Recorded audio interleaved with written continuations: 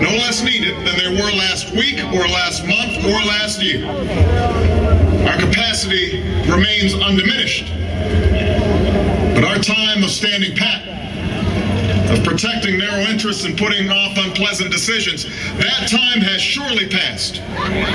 Starting today, we must pick ourselves up, dust ourselves off, and begin again the work of remaking America.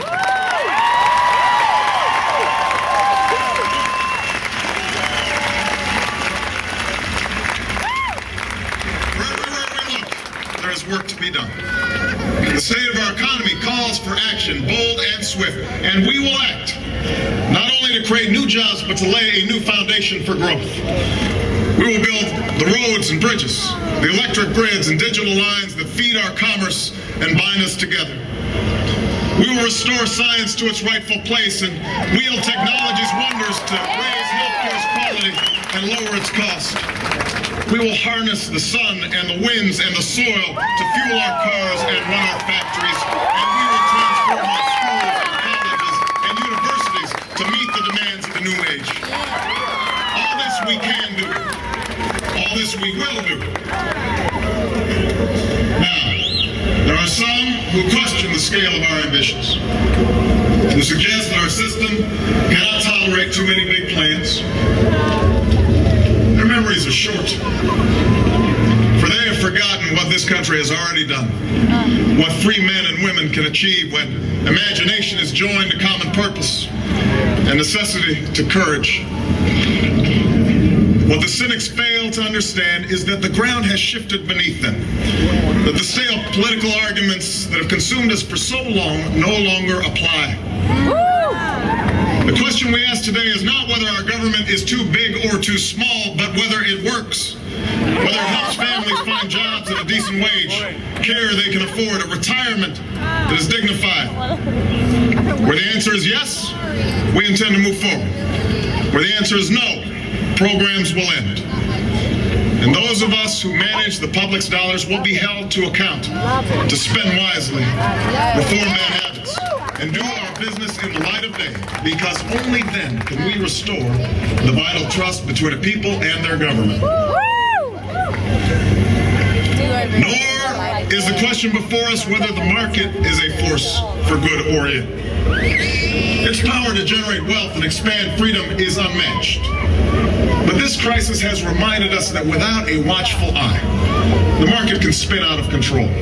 The nation cannot prosper long when it favors only the prosperous. The success of our economy has always depended not just on the size of our gross domestic product, but on the reach of our prosperity, on the ability to extend opportunity to every willing heart. Not out of charity, but because it is the surest route to our common good.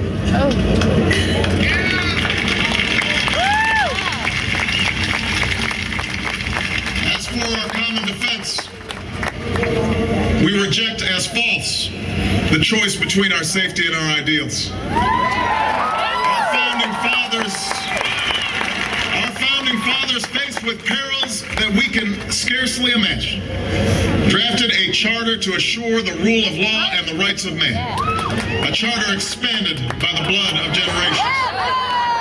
Those ideals still light the world, and we will not give them up for expedience sake. And so, to all the other peoples and governments who are watching today, from the grandest capitals to the small village where my father was born, know that America is a friend of each nation and every man, woman, and child who seeks a future of peace and dignity. And we are ready to lead once more.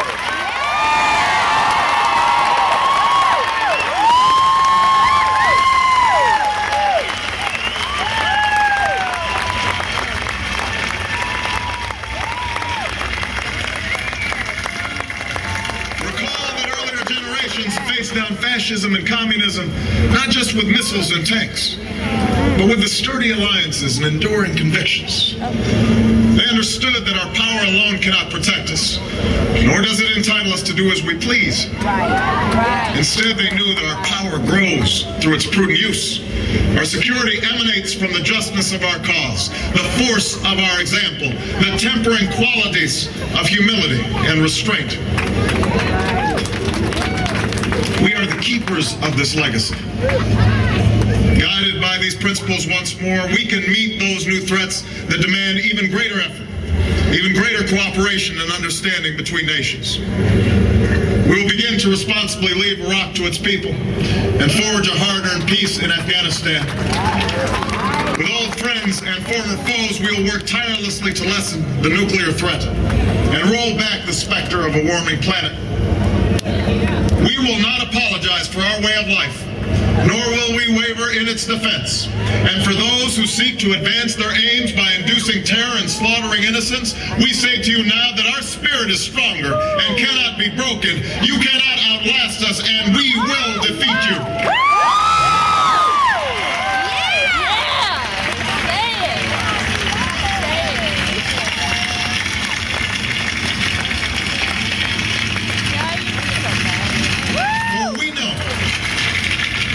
That our patchwork heritage is a strength, not a weakness. We are a nation of Christians and Muslims, Jews and Hindus, and non-believers. We are shaped by every language and culture, drawn from every end of this earth. And because we have tasted the bitter swill of civil war and segregation and emerged from that dark chapter stronger and more united, we cannot help but believe that the old hatreds shall someday pass, with the lines of tribes shall soon dissolve, that as the world grows smaller, our common humanity shall reveal itself, and that America must play its role in ushering in a new era of peace. To the Muslim world, we seek a new way forward, based on mutual interest and mutual respect. To those leaders around the globe who seek to sow conflict or blame their society's ills on the West, know that your people will judge you on what you can build, not what you destroy.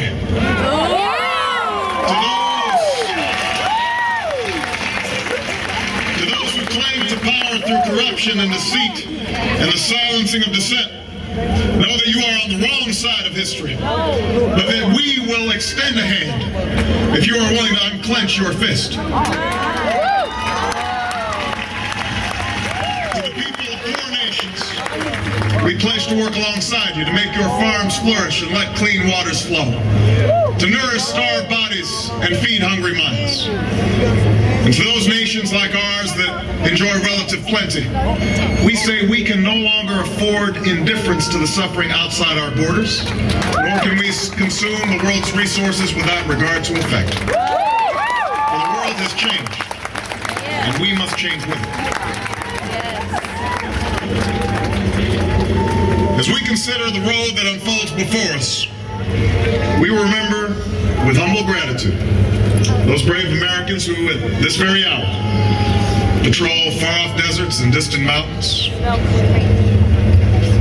They have something to tell us, just as the fallen heroes who lie in Arlington whisper through the ages. We honor them not only because they are the guardians of our liberty, but because they embody the spirit of service, a willingness to find meaning in something greater than themselves.